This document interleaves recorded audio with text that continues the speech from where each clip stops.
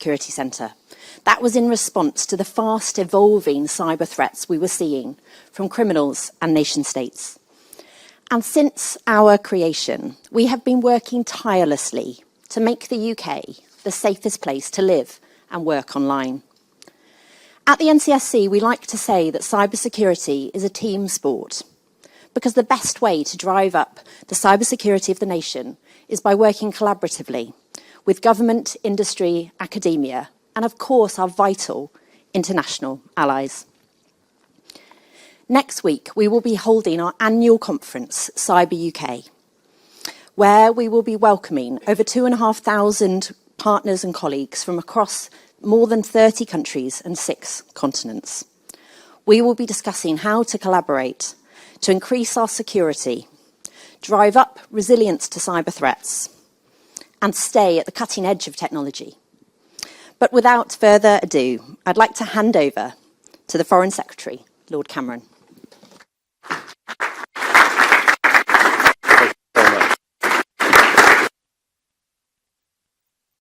Thank you very much, Felicity. It's lovely.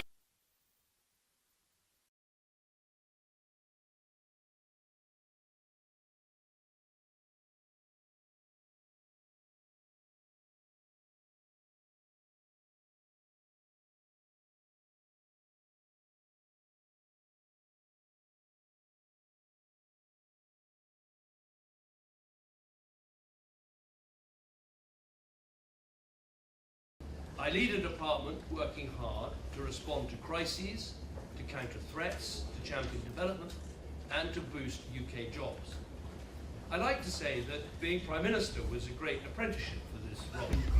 But being Foreign Secretary is not entirely the same.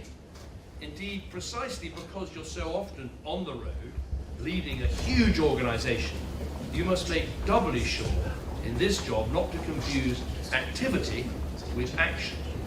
So let me use this speech to try and take a step back. My starting point is that we cannot divorce foreign policy from economic performance.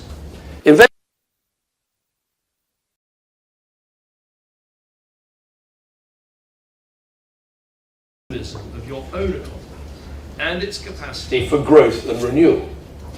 From this room, you can see the 4 iconic chimneys of Battersea Power Station.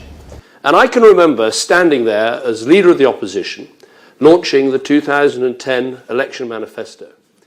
It was a derelict building, left vacant and crumbling for decades.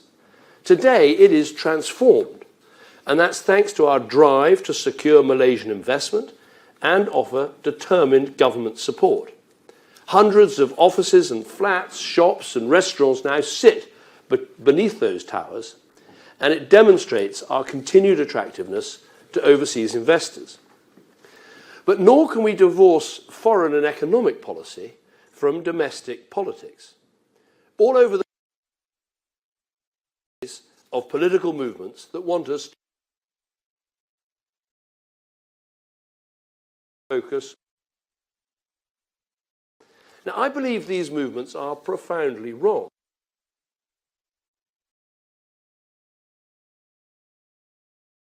Abroad and a set of interests and connections that are truly global, but because what happens abroad matters directly to our citizens. However, our approach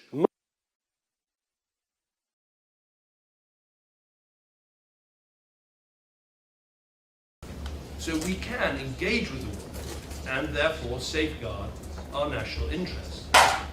And I believe the 2 biggest drivers are clear. 1, failing to control borders properly and tackle illegal immigration. And second, leaving too many people and too many places behind, cut off from the uneven benefits of globalization. Any political party that fails to address these drivers will find itself incapable of governing effectively and getting things done. That's why we're fixing our immigration system, breaking the business model of smuggling gangs, and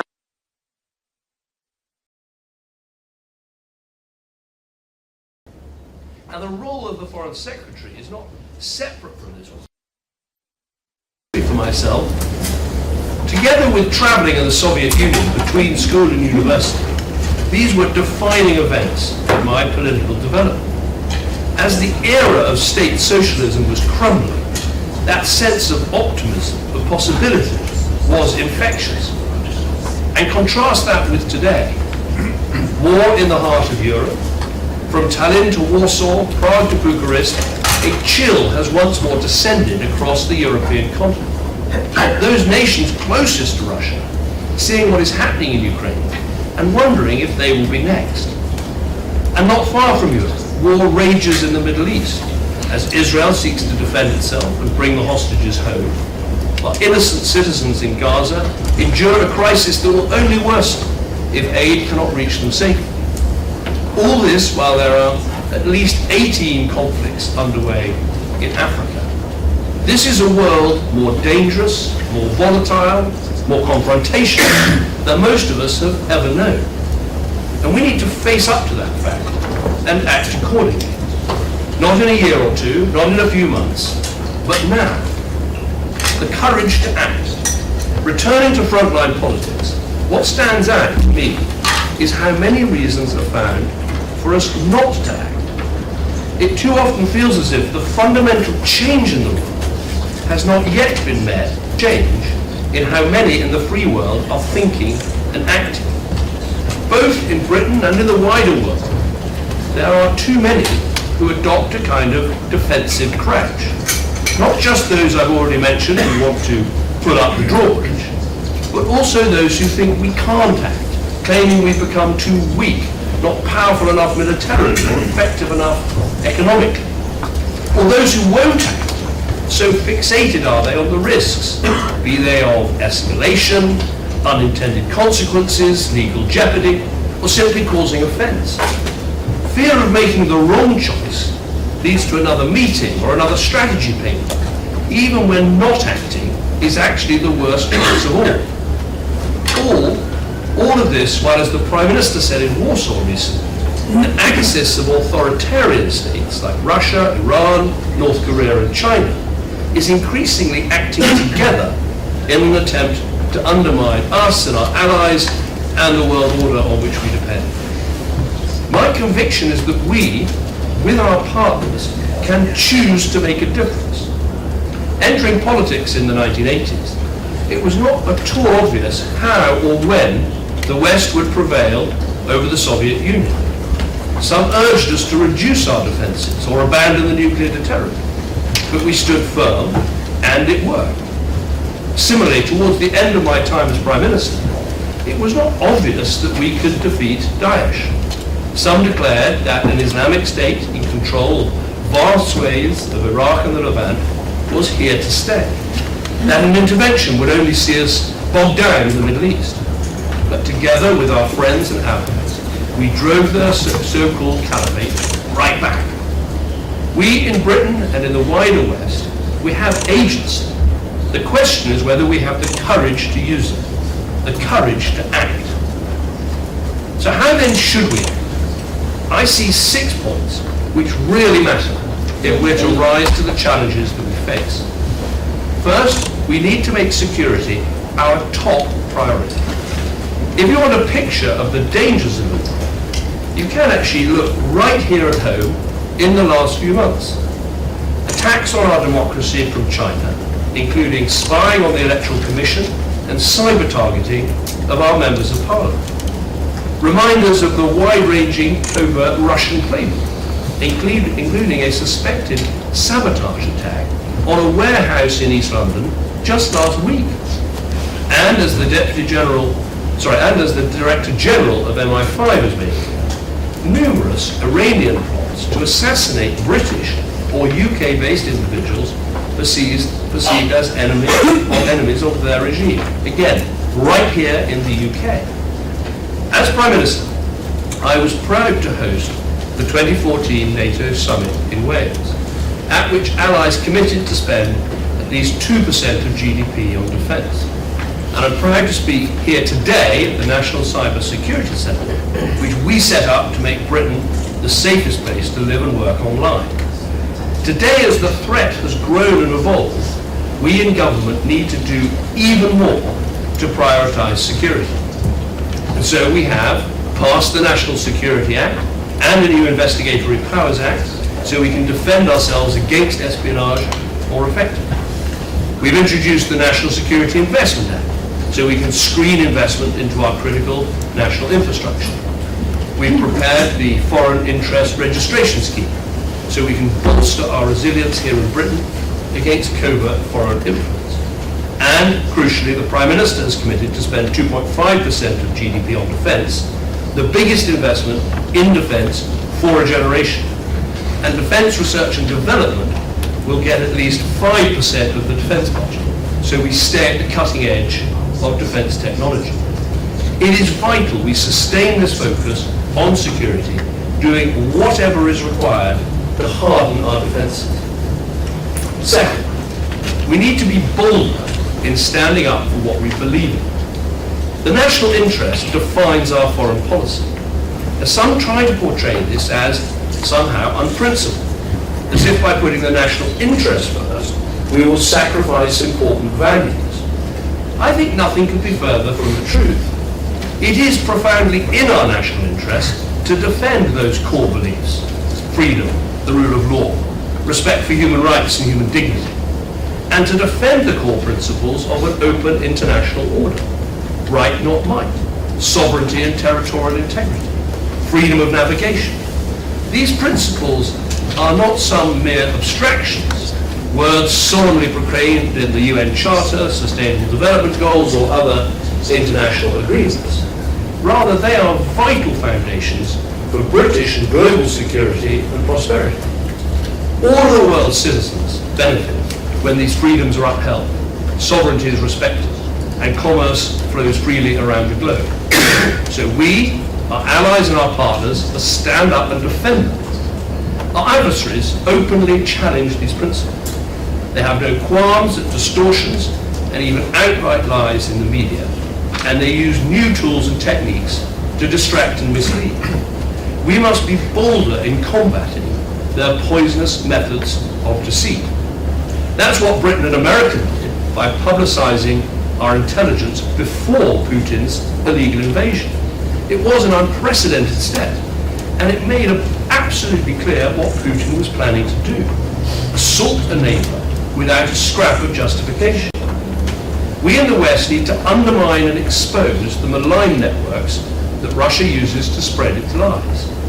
Over the last 5 years, Britain's invested over £600 million in this effort, funding the BBC World Service, which reaches over 300 million listeners each week, backing free media and the free flow of information, supporting independent journalism in places like Moldova and Bosnia, where Russia seeks to bully and bribe their way to manipulating media and undermining politics.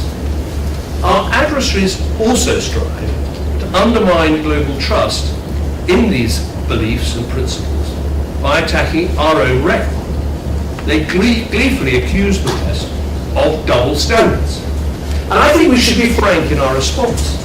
Yes, the suffering in Gaza is appalling, but an unprovoked war against an independent country like Ukraine that poses no threat is wholly different from the conflict that has grown from the brutal attacks of October the 7th. And in each case, we are consistently pursuing the fastest route to sustainable peace consistent with the principles of the UN Charter.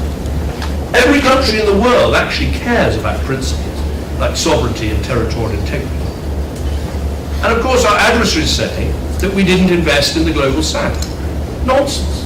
It is the West who's funding the key parts of the global system, doing the most to tackle poverty and improve lives of people around the world. How much does Moscow give to the UN Central Emergency Relief Fund? Well, actually, 74 times less than Britain's contribution. How much does Tehran invest in eradicating malaria? Absolutely zip, nothing to the Global Fund, which is dedicated to eliminating this killer disease.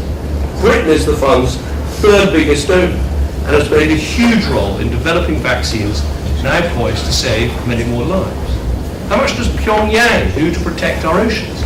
Nothing like Britain's Blue Belt, which is the largest marine protection area in the world, something that benefits not only our country, but our entire planet. And Britain is not alone in such generosity. Our closest partners, large and small, give a huge amount as well. We are faced with a cynical assault on principles and programs which have contributed so much to building a better world. We must fight back and never let that cynicism win.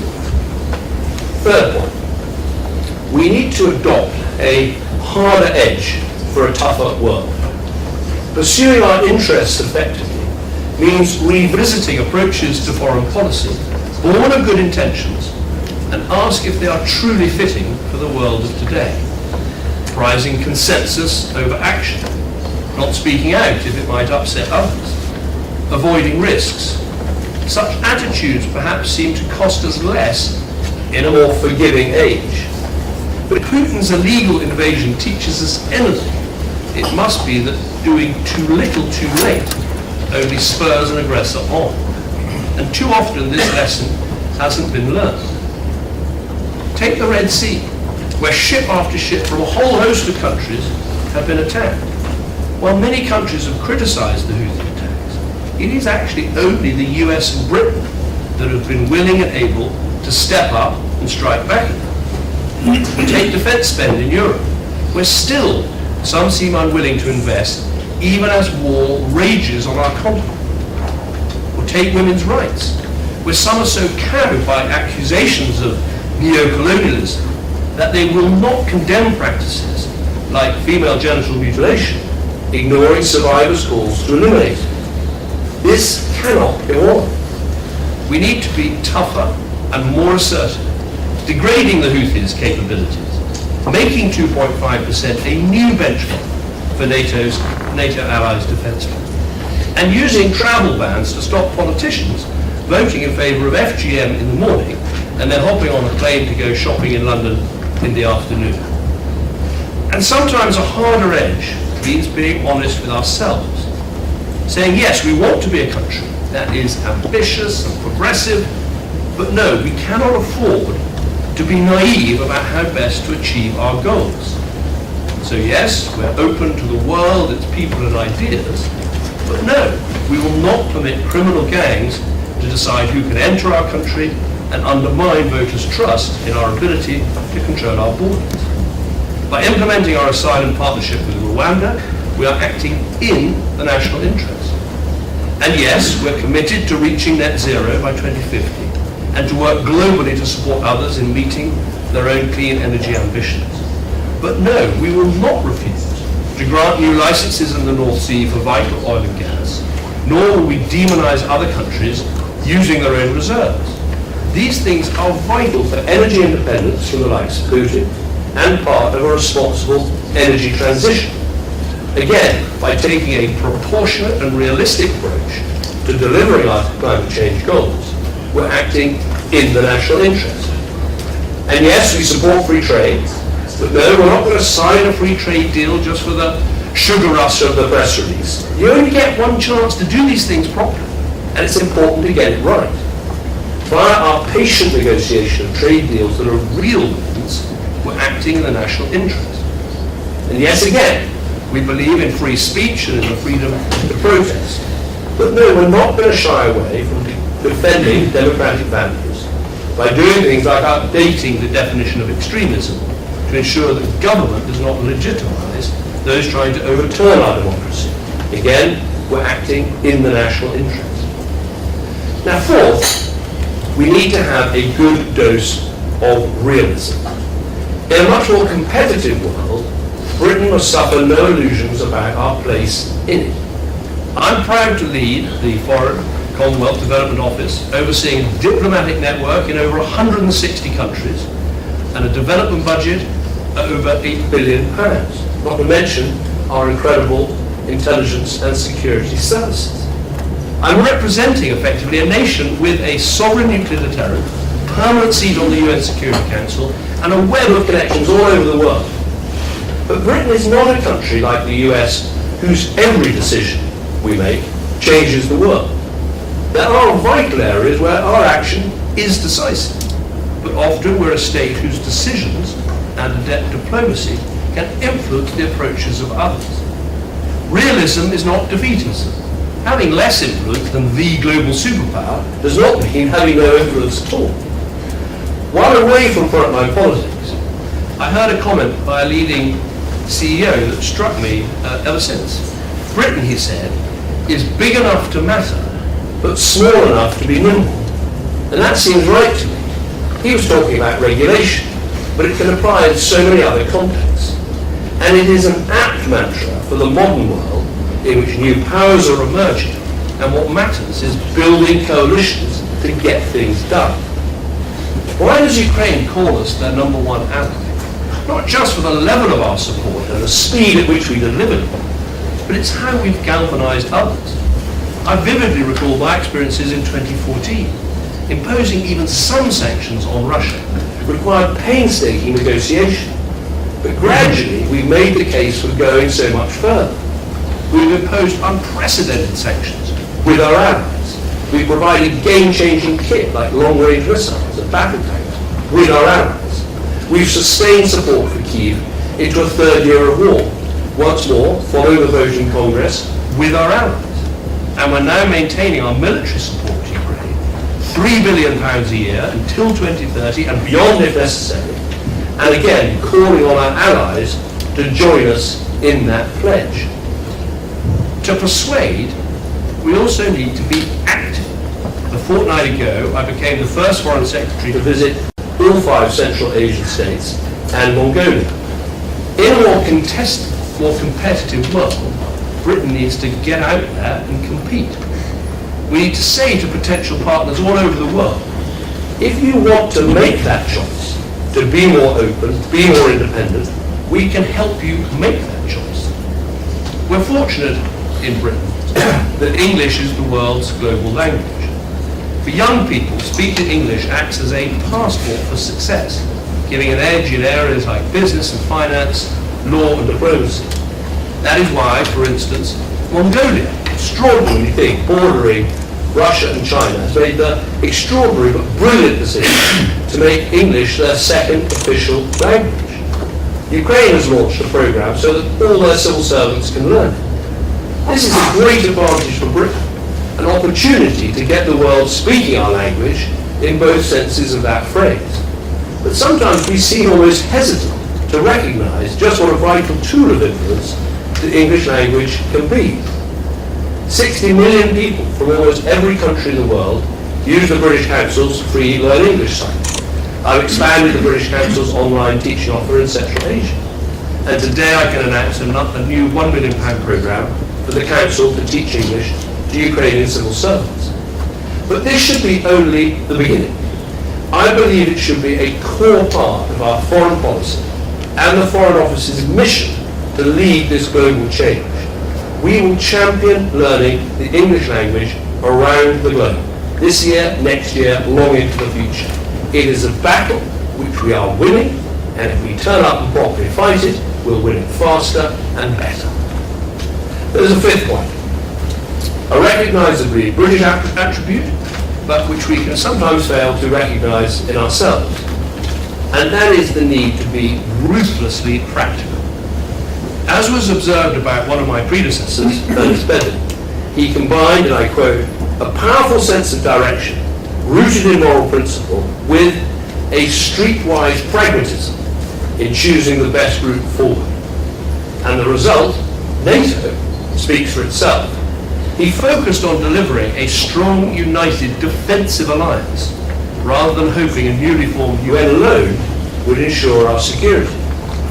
Facing the world as it is, not as it was, or as we wish it to be. And so yes, for instance, we want the fighting to end in Gaza, but calling for an immediate ceasefire makes it no more likely. It's much more practical to focus, as we've done, in the UN and elsewhere, with the Israelis, with our partners, on securing that immediate humanitarian pause, that stopping the fighting right now, so we can see hostages released, more aid delivered, and then turn this into the sustainable ceasefire, crucially, without a return to fighting at all.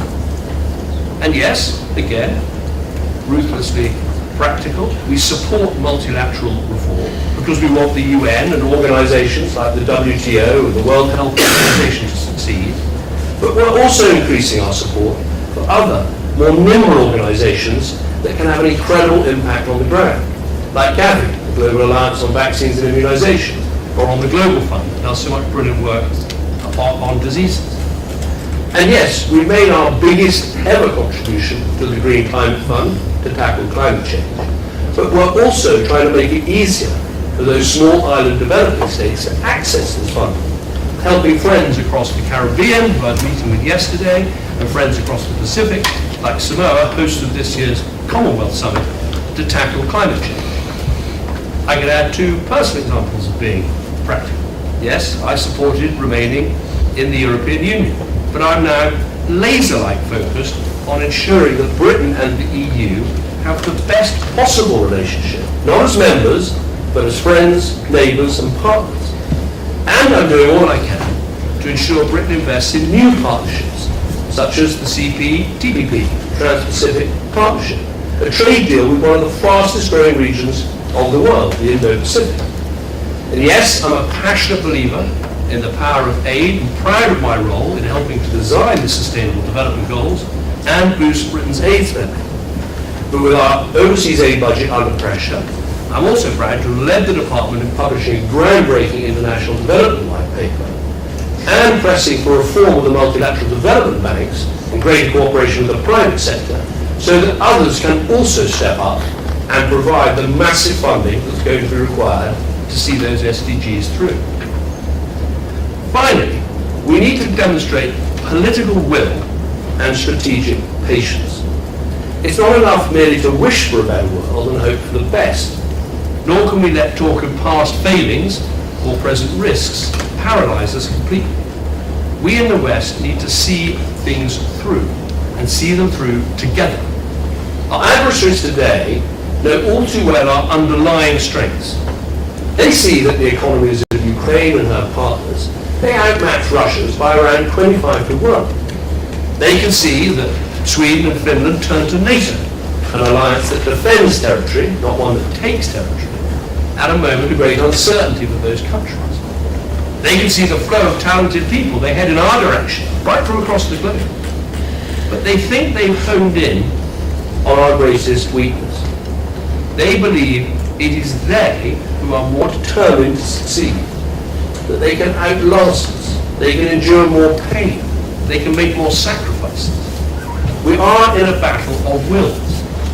We all must prove our adversaries wrong, Britain and our allies and partners around the world.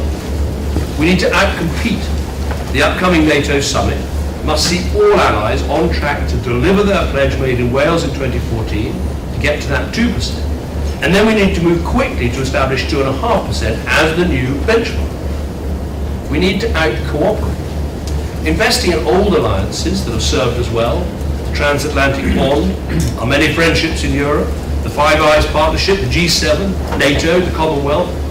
But we also need to forge new partnerships, like the AUKUS alliance with Australia and the US, the GCAP JET project with Italy and Japan, and the GEF security cooperation with like-minded nations in Northern Europe. And crucially, strengthening our bilateral partnerships with that great mass of countries, such as those in Central Asia I visited last week, who, while they may not be all democratic, they see the destructive reactionary policies of our adversaries as a threat to their security and their prosperity.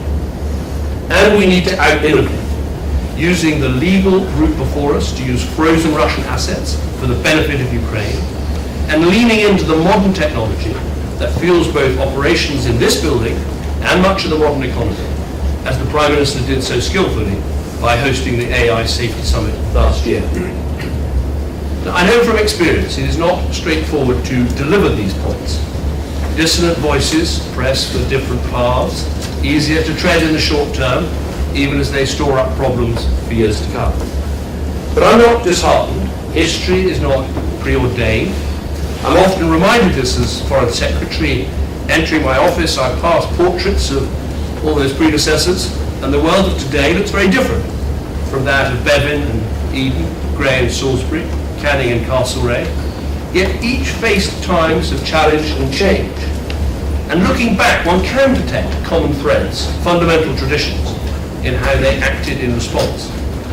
Prioritising Britain's security, standing up for what they believed in, bringing hard-edged, realistic and practical in their pursuit of the national interest, and demonstrating always political will.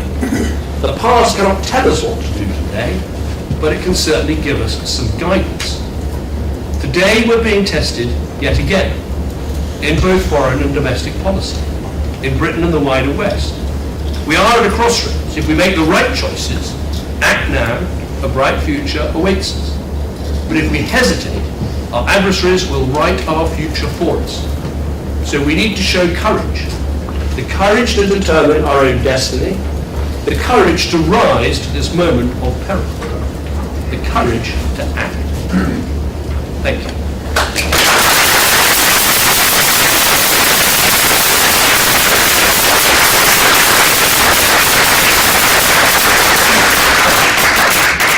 We've got some questions from the press and the wider, I was going to say, normal people. James Landell from the BBC.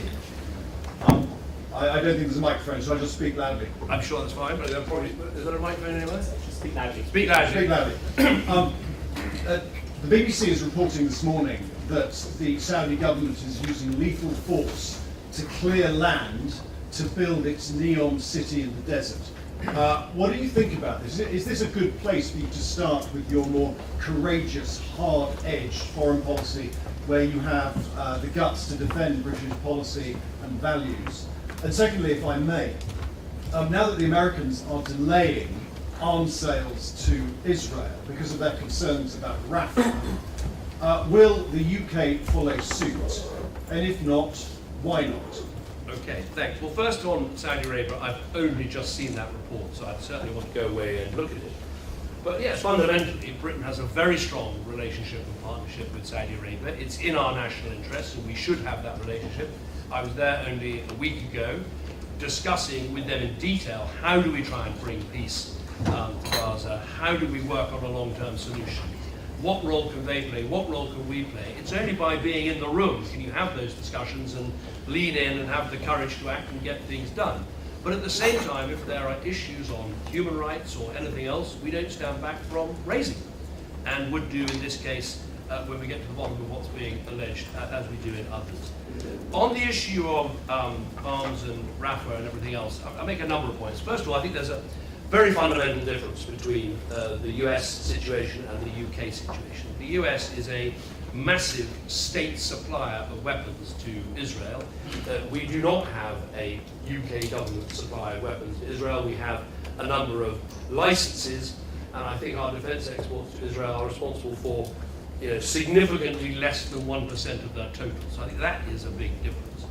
On Rafah, we are clear that we would not support some major operation in Rafah unless there was a very clear plan for how to protect people and save lives and all the rest of it. And we have not seen that plan, and so in these circumstances we would not support a major operation in Rafah. And of course, going back to the arms situation, we have very clear licensing procedures, some of the toughest and most rigorous in the world, and we follow those through very closely, and that's what we are doing and will continue to do in the period ahead. Let's have the lady in the middle. Lucy Fisher from the Financial Times. Foreign Secretary, you mentioned the government's new foreign influence registration scheme. Should China be on the enhanced tier? Well, I think it's first of all, it's a very good piece of legislation. I think it's very important to have this situation where you can be clear about, as it were, who is working for whom, and I think that is what lies behind it. We're in discussions at the moment about exactly how to introduce it and how to apply it, but I don't think anyone should be in any doubt that we'll take a robust approach against those countries that provide the greatest risks. Let's have someone right at the back. Yep, Daniel Tarshish, normal person. You talked about challenging our foreign policy assumptions. What, if anything, do we need to do differently with regard to how we formulate policy and plan specific interventions so that the boldness that you talk about doesn't end up being rashness, particularly because we're going to have to act quickly? Yeah, that is a great question. I mean, first of all, it's very important to have challenge.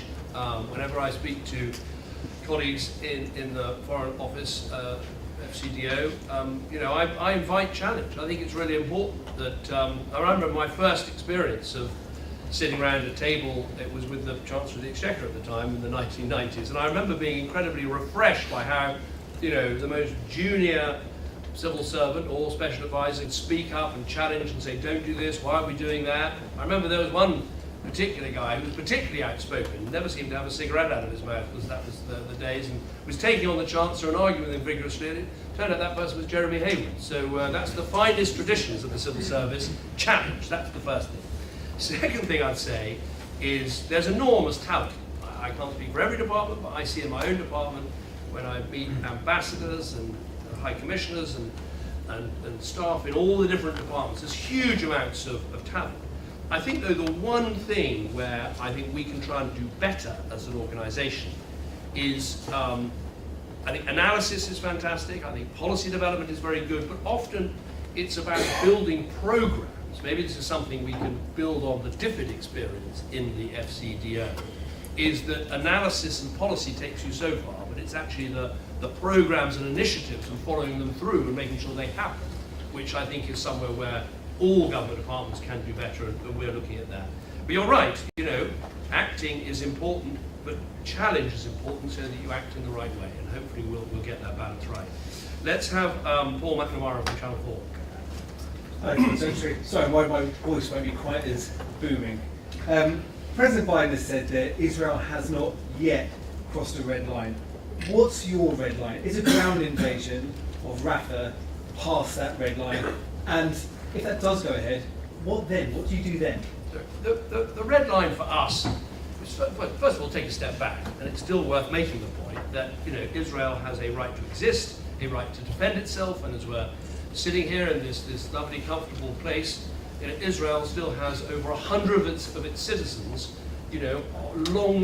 way more than 200 days of being in horrendous captivity, and it's still in a situation where Hamas is still firing rockets into Israel. So it's important to think of that context before we get on to red lines and all the rest of it. That's what they are actually facing as a nation, and they should have our support in trying to deal with that situation. For us, as I say, we're not in the same situation as the US, which are a state arms supplier. We have a number of outstanding licenses that are used for the very small amount of weapons that go from the UK to Israel. Our message to the Israelis is very, very clear, which is, we wouldn't support a major operation in Rafah unless there's a clear plan to protect people and to save lives. We haven't seen that plan, so we wouldn't support the major operation. When it comes to our own arms sales, we have this rigorous process, which the Foreign Secretary is involved in, but the Trade Secretary too, in making sure, crucially, that when we consider export licenses, that we must make sure they're not going to contribute to a serious violation of international humanitarian law. That is the key test, and that's the thing that we apply.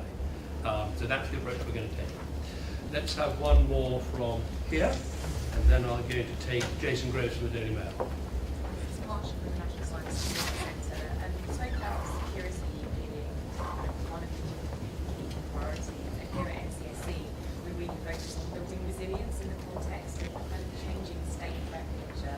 How much of a role do you see resilience coming?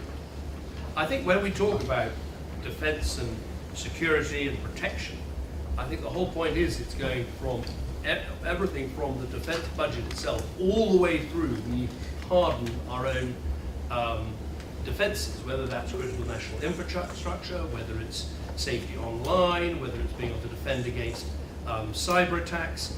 And one of the reasons that a non-scientist, not really clear on all the brilliant things that GCHQ do, was so enthused by the idea of setting up NCSC was that I thought that we'd got this amazing jewel in GCHQ, absolutely best, one of the best in the world, alongside the Americans. And do we do enough to try and give it a public face where it can work with society, it can work with business? Because the fact is, someone once said, we are all in this together when it comes to this cyber attacks and all the rest of it. And that's what lay behind NCSC. So yes, the hardening of our systems is absolutely crucial right across the line. And I think that's what NCSC is about to me, and that's also what all those laws I talked about, national infrastructure, national security, foreign interest registration scheme. If you're living in a harder, more dangerous, more competitive world, fundamentally there are two things you've got to do. One is harden your systems at home, and secondly, get out there and compete overseas. And what I'm trying to say in the sort of 2-second version of the speech, we've got to do both those things. It's tougher security at home, more engagement overseas, and the two are intimately connected, because ultimately an open, trading nation like Britain, we can't succeed in protecting our security or promoting our prosperity unless we're doing the at-home piece, but also the overseas piece, and they're completely linked. Jason Groves. Thanks. You mentioned the differences in our systems on arms sales. Is Biden wrong to suspend shipments to Israel? Aren't we sending out a message to Tehran and Hamas that we're not willing to finish the job? And actually quickly on defence spending, with some chiding European allies this morning over, I think when you were PM, I think our spending fell. Certainly we haven't got a political consensus here among the main opposition parties. Are we sending a mixed signal to Putin? And do you think this is going to be an issue that's on the ballot for the election? Well, to answer your last question first, I mean, to me, security is definitely on the ballot.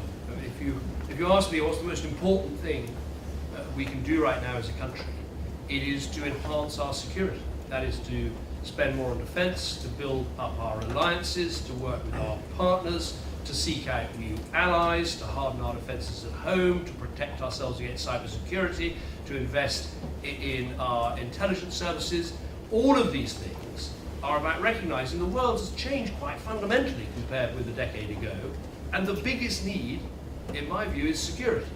But I would broaden that, because fundamentally, security to me is the most conservative value of all. People care about their financial security, they care about their job security, they care about the security that they have in their lives. And so at this time of international danger, and as I've explained, the international danger isn't just happening over there, it's happening with Russian and Chinese and Iranian attacks here. There's never been a clearer time than to say security is what matters most, and that's what this government is so focused on. On the issue of President Biden, the Americans are in a different situation to us. They are big, government-to-government suppliers of weapons. They're involved deeply in the strategic and tactical conversations that the Israelis are having about how they prosecute this conflict. We have influence, we have agency, we have very frank conversations with the Israelis, but we're not in that same position. Certainly the conversations we're having now are very much around the aid picture, where the Israelis made a lot of promises, about 500 trucks a day, switching on the water, turning back on some of the fuel deliveries, keeping Kerem Shalom opening Ashdod port, fixing this temporary pier off the coast of Gaza. And what I do every day is get together with my team and say, right, where's the list of bottlenecks and how are we doing? Where are we on 500 trucks? Where are we on Kerem Shalom? Where are we on Ashdod? And today the report was actually better than yesterday's report. We're making some progress. The grain ships got into Ashdod. We're quite close to getting this temporary harbour up and running.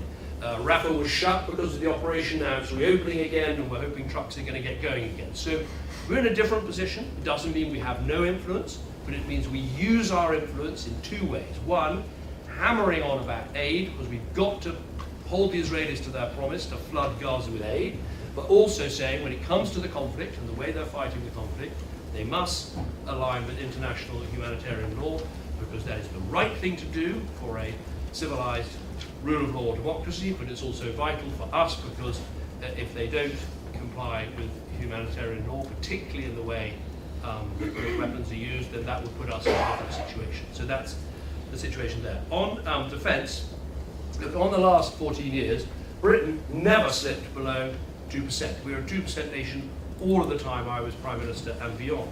And I would argue that, look, I'm delighted we're now going up to 2.5%. Great leadership from the Prime Minister, completely right decision to make. But I would make the argument, when I came in 2010, we had to make some difficult decisions, not just on the spending, which we did, and there's no national security without economic security, and that we had to deliver. But I'd also argue we made some quite specific decisions and choices on defence, which were painful, but they were right because they enabled us to completely refresh Britain's defence posture and our equipment.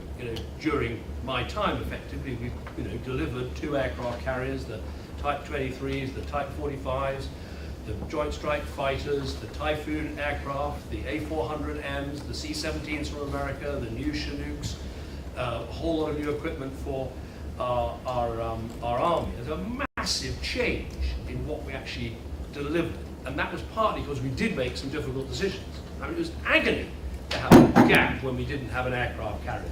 It was agony to say that we had to say goodbye to the Sea Harriers. It was very difficult to say we weren't going to be able to continue with Nimrod, but we made choices that put us in a position that we could thoroughly modernise our defence forces. And now we're in a position where consistent 2%, now moving to 2.5%, and we can use that as a great argument with our friends and allies to say, we've been able to do it, you can do it too. And we're not the only ones. You've got, I was with the Lithuanian Foreign Minister yesterday, he's a 2.7% nation. The Poles are going further. So we've got allies in this fight, and we should have it. Is it part of the political dialogue? Well, that's very much up to the opposition party. Labour have not matched the 2.5%, so there's going to be a very clear choice at the election. If you're worried about a dangerous world, if you want Britain to have strong defences, if you want a government that's absolutely committed to it and set out a timetable, here's the guys with the plan. And if you want a bunch of people who've got no plan, got no idea, then it's a very different case from the Labour Party. With that, I make one point, as I've got the stage, I suppose. I thought yesterday was interesting. Sometimes in politics, a small thing happens, which I think sort of suddenly shines a light in a much bigger way. And I'm not saying the Member of Parliament for Dover is a small thing, but suddenly I think you can see, like, what does this tell us about the party she's joining? In life, if you don't stand for something, you will fall for anything. And I thought that's sort of what yesterday showed, that there isn't a plan, there isn't a policy about anything. It's just been about clearing the decks to try and focus attention on the governing party. And I think yesterday proved, hold on, if you're going to fall for that, then you really stand for nothing. No plan, no policies, no idea, nothing apart from a sort of hope that if everyone can remember how difficult things were 2 years ago or 3 years ago, that they'll troop through the polling lobbies on your side. And when you get close to an election, it stops being a referendum on the government party and it starts being a choice between two parties. And I thought yesterday, if you wake up and hear about a defection, you think, oh no, not another one, how are we going to handle this? By the end of the day, it was like, that says so much more about Keir Starmer and the Labour Party and the complete lack of a plan than it does about a Prime Minister who's a good man doing a great job at a difficult time. But I think increasingly people will see that. On that note, thank you very much for coming. Thank you to NCSC for hosting us, and I look forward to many such more occasions in the future. Thank you very much indeed.